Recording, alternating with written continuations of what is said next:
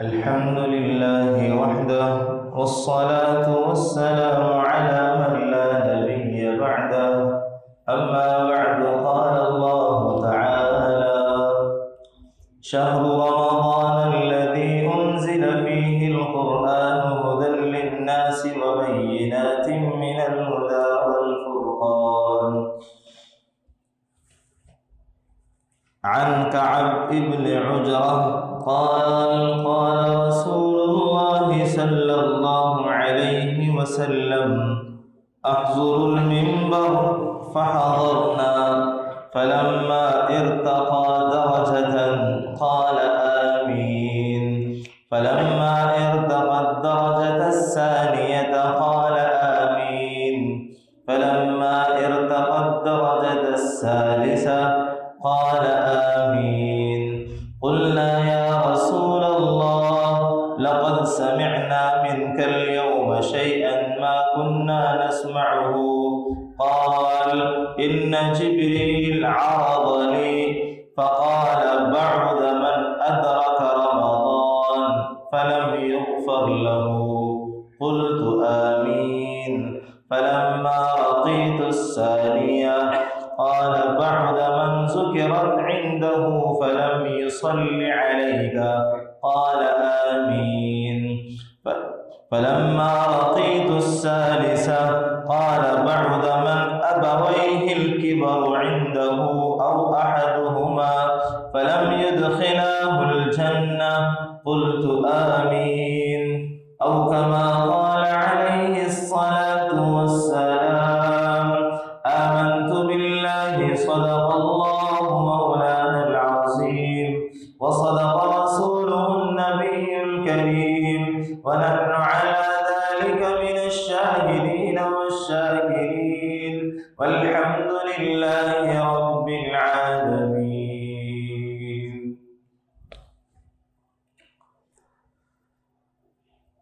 اللهم صل على سيدنا ومولانا محمد وعلى آل سيدنا ومولانا محمد وبارك وسلم.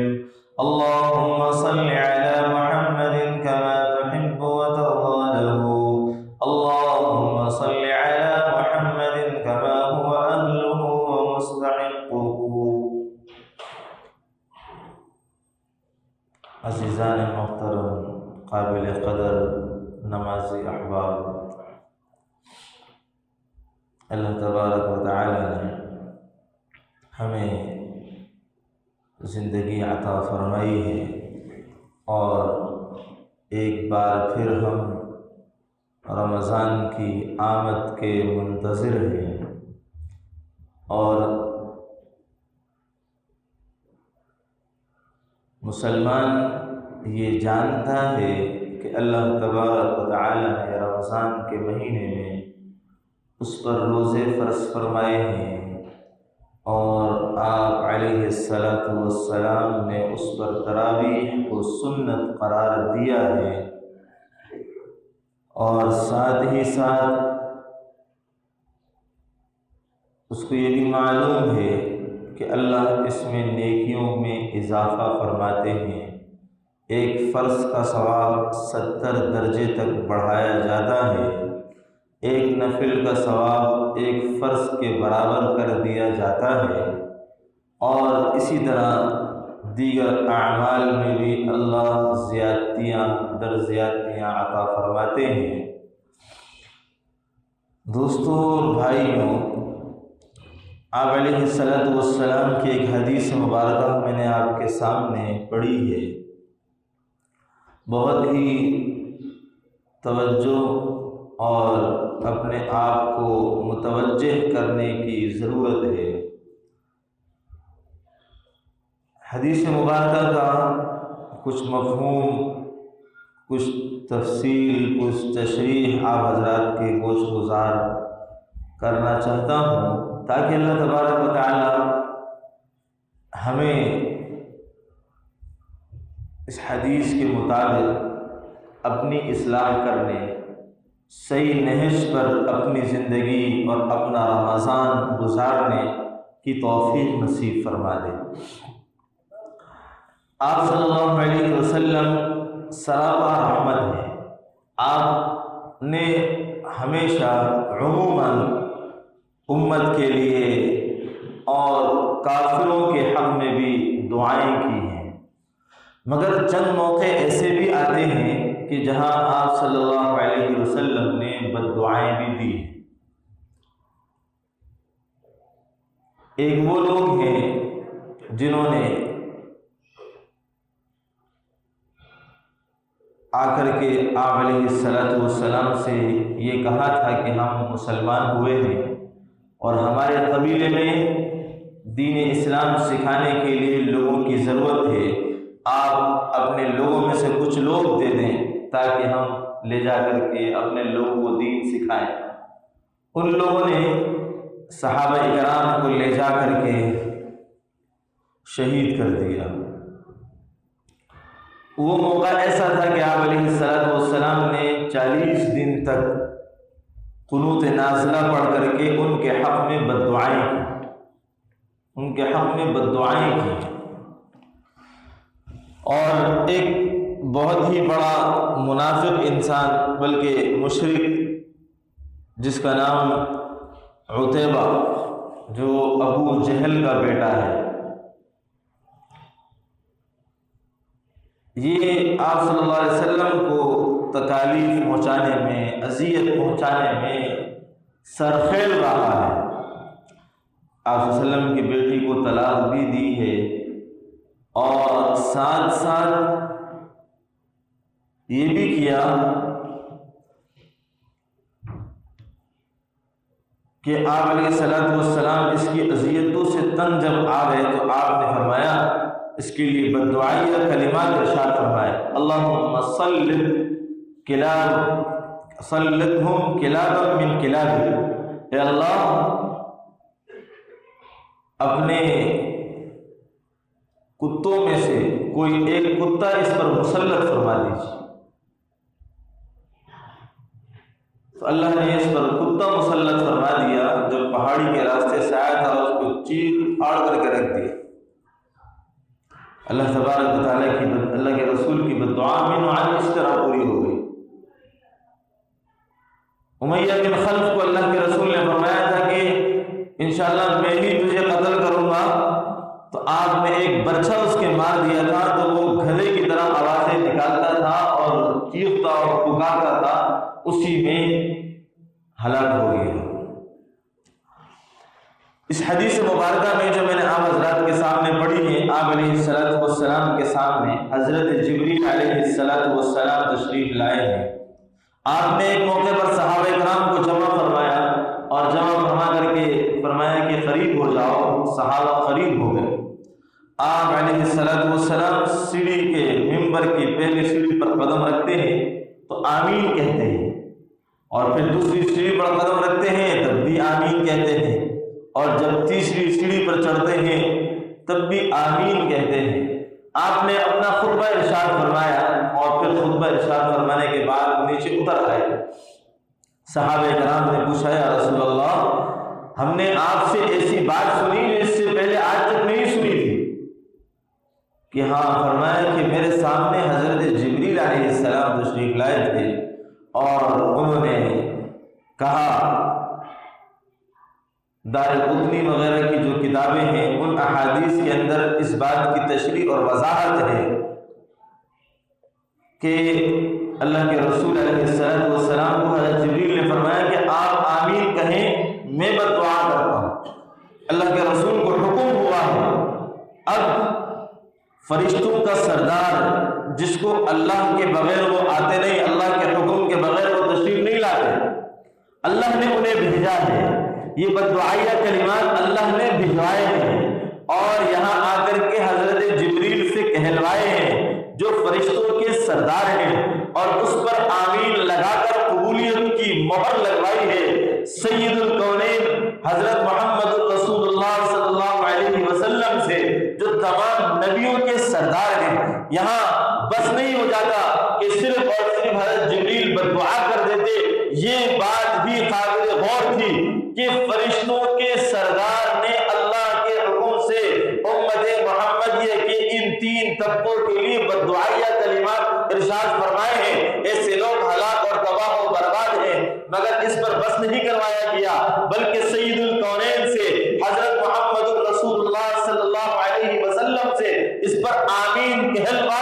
اس پر قبولیت کی مہر لگوا کر کے امت کو یہ بتایا گیا ہے کہ یہ ایسی بد دعا ہے اور ایسے بد دعائیہ کلمات ہیں کہ اس پر جو ہے قبولیت کی مہر لگ چکی ہے، اور جو شخص بھی اس کے اندر شامل ہوگا اس کی بخشش نامکمل ہے اور ناقابل قبول ہے۔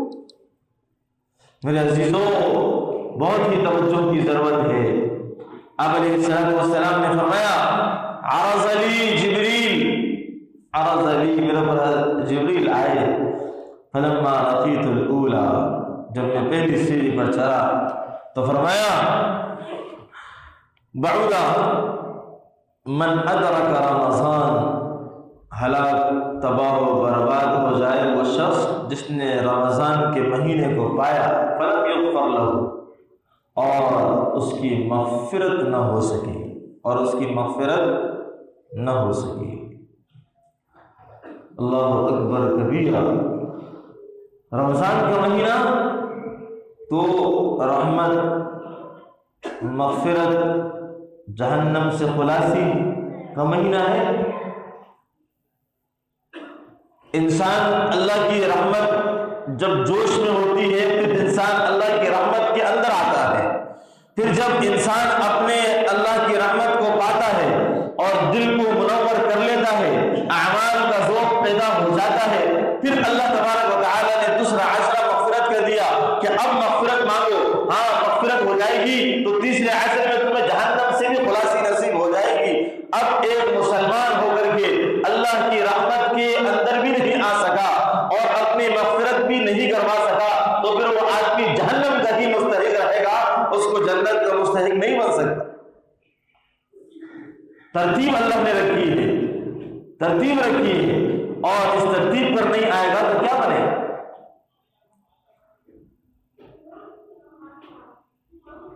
دوسری سیڑھی پر قدم رکھ کر کے فرمایا آمین، تو جبریل علیہ السلام نے آپ سے ارشاد فرمایا بعد من ذکر عنده فلم يصلی علیک، کہ آپ علیہ السلام کا نام نامی اسم گرامی امت کے کسی فرد کے سامنے آ جائے اور وہ اللہ کے رسول علیہ السلام پر درود شریف نہ پڑھے، فرمایا ایسا آدمی ہلاک اور تباہ و برباد ہو جائے۔ ہاں، ایسا آدمی ہلاک اور برباد ہو جائے۔ یہ اس حدیثوں کے اندر یہاں تک موجود ہے، یہ آدمی دنیا کا سب سے بڑا بخیل ترین انسان ہے، سب سے بڑا بدبخت ترین انسان ہے، جو اپنی زبان کے الفاظ بھی اللہ کے رسول صلی اللہ علیہ وسلم پر خرچ نہ کر سکتا ہو۔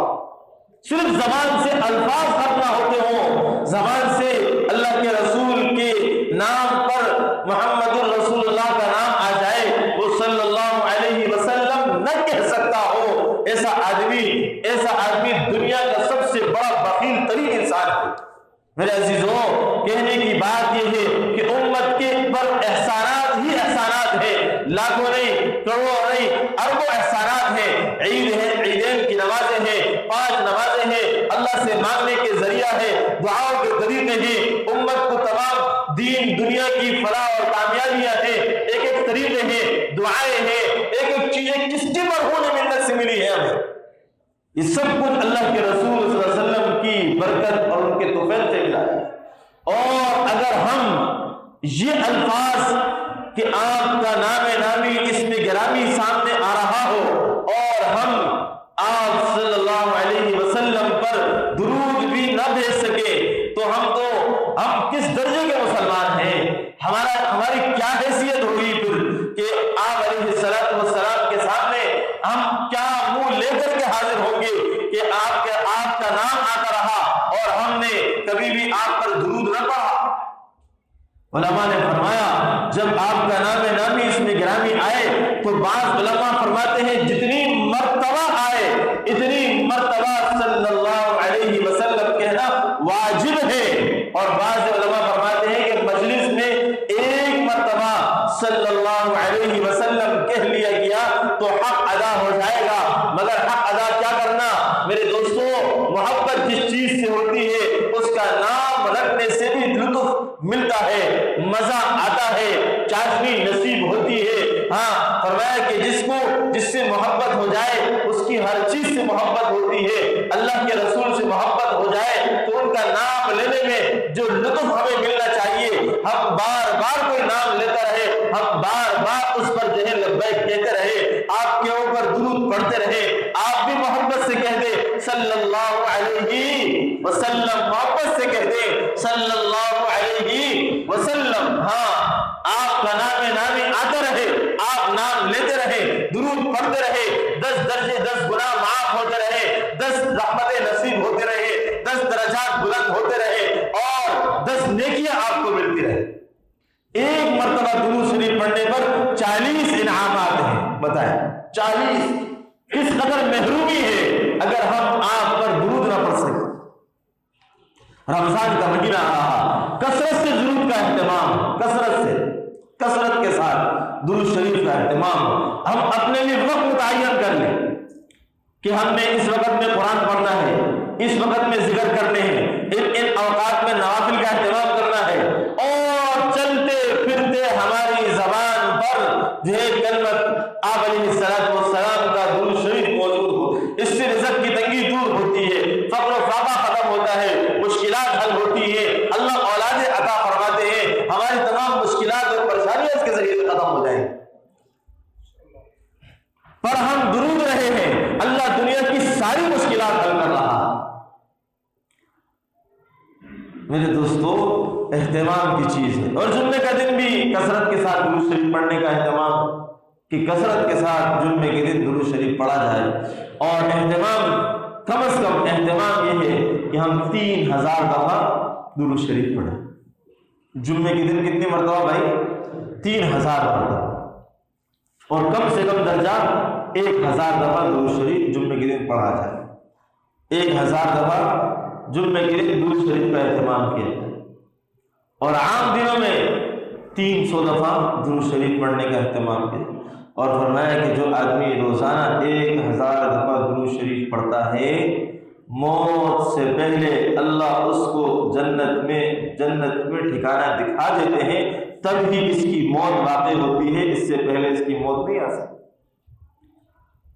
1000 دفعہ پڑھنے کا، ہاں، اتنا قابل قدر عمل ہے، اور اتنی اونچی شان اور مرتبے والا عمل۔ اور فرمایا کہ 30 درجے پر چڑھے تو فرمایا کہ کوئی شخص اپنے بوڑھے والدین کو پائے یا ان دونوں میں سے کسی ایک کو پائے اور ان کی خدمت کر کے جنت حاصل نہ کر لے، ایسے آدمی کے لیے بھی ہلاکت ہے، تباہ و بربادی ہے۔ ایک صحابی رسول اللہ کے رسول کی بارگاہ میں حاضر ہوئے، فرمایا کہ جہاد میں شرکت کی اجازت چاہتا ہوں۔ فرمایا کہ تیری ماں زندہ ہے؟ کہاں ہاں زندہ ہے۔ فرمایا جا اس کی خدمت کر لے، اس کی خدمت کر لے، اس کے قدموں تلے جنت ہے تیرے لیے، اس کے قدموں تلے جنت ہے۔ باپ جنت کا دروازہ ہے، باپ کی رضا میں رب کی رضا ہے، باپ کی ناراضگی میں رب کی ناراضگی ہے، ہاں، اور ماں کے قدم تلے جنت ہے، ماں کے قدموں تلے جنت ہے۔ اللہ نے ماں باپ کو بہت اونچا مقام دیا۔ آج کا نوجوان ماں باپ کو یہ کہہ کر کے جھڑک دیتا ہے، یہ ہماری اس دور جو ٹیکنالوجی جدت کا دور ہے، اس دور کی ضروریات سے اور اس دور کی معلومات سے ہمارے والدین ناواقف ہیں، اور یہ ہمارے ترقی کی راہ میں رکاوٹ ہے، اور ہمارے لیے بہت سی مشکلات کا سامنا کراتے ہیں۔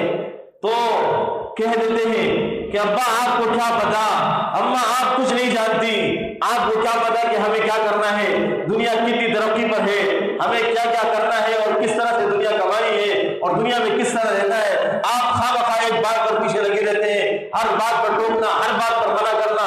یہ ماں باپ کو پتا ہوتا ہے کہ اولاد کے لیے کیا بہتر ہے اور کیا بہتر نہیں ہے۔ ہاں، جو اولاد سمجھتی ہے میرے حق میں بہتر ہے، اللہ جانتا ہے کہ اللہ نے جو سختیاں قرآن میں نازل فرمائی، اللہ جانتا ہے کہ یہ میرے بندے کے حق میں بہتر ہے۔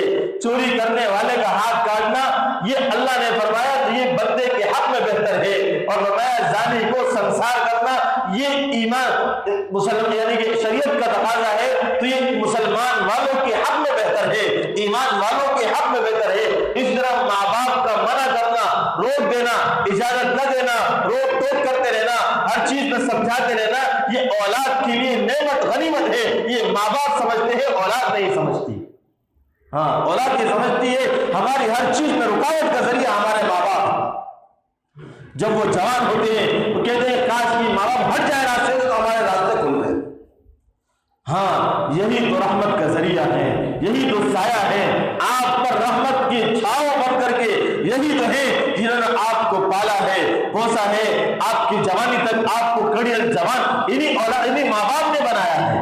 ہاں، انہی کے مرہون منت آپ کی یہ جوانی ہے، آپ کا یہ جسم ہے، آپ کا یہ وجود ہے، یہ ماں باپ کے بل بوتے پر ہے، ورنہ اپنا کما کر کے کر لو، پتہ چل جائے گا۔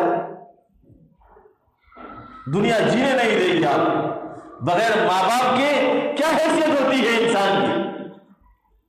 جو حیثیت مقام مرتبہ آپ کو ملا ہے وہ آپ کے ماں باپ کے بدولت ملا ہے۔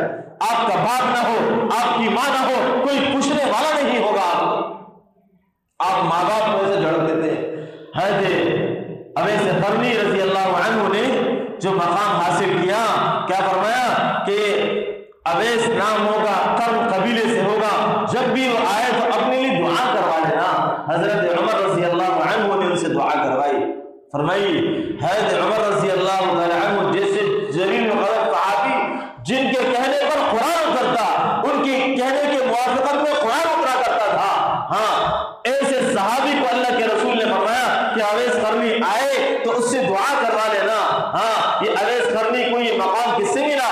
یہ ماں کی خدمت کی بدولت ملا، ماں کی خدمت کی بدولت۔ اللہ کے رسول نے فرمایا کہ وہاں یمن کے اندر قرن قبیلے کا میرا ایک دوست رہتا ہے، میرا ایک دوست رہتا ہے۔ کیا فرمایا؟ میرا دوست رہتا ہے، ملاقات نہیں ہوئی، صرف نام سے تعارف ہے، جانتے نہیں ہیں، دیکھا نہیں، نہ انہوں نے آپ کو دیکھا نہ آپ نے ان کو دیکھا، مگر کیا فرمایا؟ میرا ایک دوست یمن میں رہتا ہے، جب بھی وہ آئے تو اس سے دعا کروا لے۔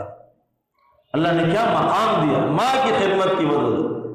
اور آخر میں رمضان کے مہینے میں اللہ تبارک و تعالی نے ہمیں جو رمضان کا مہینہ عطا فرما رہے ہیں، اس مہینے کے اندر ہمیں اپنے آپ کو اللہ کے رسول صلی اللہ علیہ وسلم کی اس بددعا اور آمین جو حضرت جبریل نے کہی ہے اس سے بھی بچانا ہے، اس سے بھی اپنے آپ کو بچانے کی کوشش کرنا ہے۔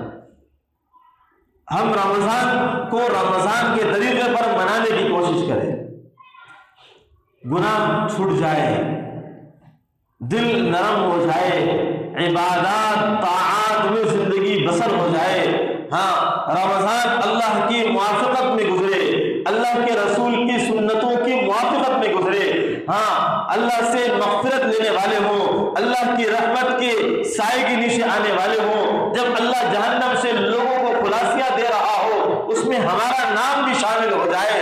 ہم اس طرح اللہ کو راضی کرنے کی کوشش کریں تاکہ اللہ تبارک و تعالی ہمارے گناہوں کو بھی معاف کر دے، ہم سے راضی بھی ہو جائے، ہمیں بخشش کا پروانہ بھی دے دے، جہنم سے خلاصی اور آزادی بھی عطا فرما دے۔ میرے دوستو، یہ جب ہوگا جب اب اپنی ذات سے محنت کریں گے، اللہ کو راضی کرنے والا ہر عمل کریں گے، اللہ کے ناراض کرنے والے ہر عمل سے بچیں گے، تقویٰ اختیار کرنے کی کوشش کریں گے، ہر گناہ سے بچنے کا اہتمام ہوگا، موبائل سے، فضولیات سے، لیانیات سے، انٹرنیٹ کی بدماشیوں سے، اس کی عریانی و فحاشیوں سے، اور اسی طریقے سے معاشرے کے اندر پھیلی ہوئی گمراہیوں اور برائیوں سے ہم بچتے رہیں گے، بچتے رہیں گے۔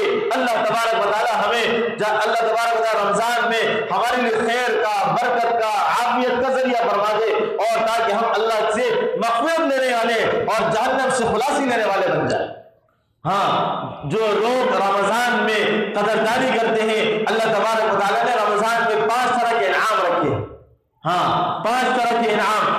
روزے دار کی منہ کی بو اللہ کے نزدیک مشک سے زیادہ پسندیدہ ہے۔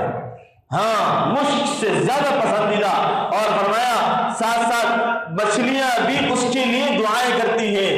جب اللہ کسی کو اپنا محبوب بناتے ہیں نا، پھر اللہ حضرت جبریل سے کہتے ہیں، اے لوگوں، فرشتوں، حضرت جبریل سے کہتے ہیں کہ میں اس سے محبت کرتا ہوں تم بھی اس سے محبت کرو. اور فرشتے جب حضرت جبریل علیہ السلام فرشتوں سے کہتے ہیں اس شخص سے اللہ محبت کرتا ہے, اے فرشتوں تم بھی اس سے محبت کرو. آسمان والے عرش والے جب اس سے محبت کرنے لگتے ہیں اللہ محبوبیت عام فرماتے ہیں, اس محبوبیت کو زمین پر ڈالتے ہیں. زمین والے لوگ اس سے محبت کرتے ہیں اور جاندار محبت کرتے ہیں, حیوانات محبت کرتے ہیں. یہ محبت بڑھتے بڑھتے اللہ سمندروں کی مچھلیوں تک پہنچاتے ہیں. سمندروں کی مچھلیاں بھی اس کے لیے دعائیں کرتی ہیں. ہاں ایسے لوگوں کے لیے اللہ تبارک و تعالیٰ فرشتے مچھلیاں بھی ان لوگوں کے لیے دعائیں کرتی ہیں جس کے لیے محبوبیت عام ہوتی. ہاں دوستو اہتمام کی ضرورت ہے, اہتمام کی ضرورت ہے. گناہ چھوڑ دینا, گناہوں سے باز آ جانا. دوستو اگر ہمت, جذبہ, حوصلہ, طاقت, صلاحیت ساتھ نہ دے تو میرے دوستو نیک اعمال میں صرف جو ضرورت کے اعمال ہیں, نماز پابندی سے, اہتمام سے, تہجد اہتمام سے, نماز تکبیر اولیٰ سے مسجد کے اندر ادا ہو جائے اور ساتھ ساتھ روزہ پابندی سے ہو جائے, تراویح مسجد میں آ کر کے پابندی سے ہو جائے. یہ اہتمام جو روزمرہ کے نوافل نہیں ہو سک رہی, تسبیحات نہیں ہو سک رہے, قرآن کریم کی تلاوت زیادہ نہیں ہو سک رہی, ہمت ساتھ نہیں دے رہی, حوصلہ ساتھ نہیں دے رہا, یہ نہ کر سک رہے, صرف جو معمول کے اعمال ہیں اس کو کر لے اور گناہوں سے بچ جائے. یہ اعمال اگر کر لیں گے اور گناہوں سے بچ جائیں گے, یہ قابل قبول رمضان ہے. اللہ کی بارگاہ میں آپ کا یہ رمضان قبول ہو جائے. اتنا تو کر سکتے ہیں, اتنا تو کر سکتے ہیں یا نہیں کر سکتے؟ دل میں بات نہیں اتر رہی میرے بھائی, اتر رہی یا نہیں اتر رہی؟ سمجھ میں آ رہی یا نہیں آ رہی؟ کیا کرنا ہے رمضان میں؟ ہاں کیا کرنا ہے؟ سب سے پہلا عمل یہ ہے کہ گناہوں کو چھوڑ دینا ہے. کیا کرنا ہے؟ گناہ چھوڑ دینے ہیں. نیک اعمال کی جتنی توفیق ملے اتنے اعمال کرتے رہنا ہے. ہاں زیادہ کے کرنے کی کوشش کرنا ہے. جیسے انسان کی بیٹی کی شادی آنے والی ہے, وہ زیادہ کرنے کی کوشش کرتا ہے کہ کہیں سے زیادہ کما لوں, کہیں سے زیادہ محنت کر لوں, کہیں سے زیادہ پیسہ مل جائے, تھوڑا اور ٹائم لگا لوں. اس طرح اللہ سے مغفرت لینے کے لیے اعمال میں اور اعمال کر لے, زیادہ اعمال کر لے. اللہ سے مغفرت لینے کے لیے کچھ زیادہ محنت کر لے. کریں گے نا انشاءاللہ, اللہ عمل کی توفیق نصیب فرمائے.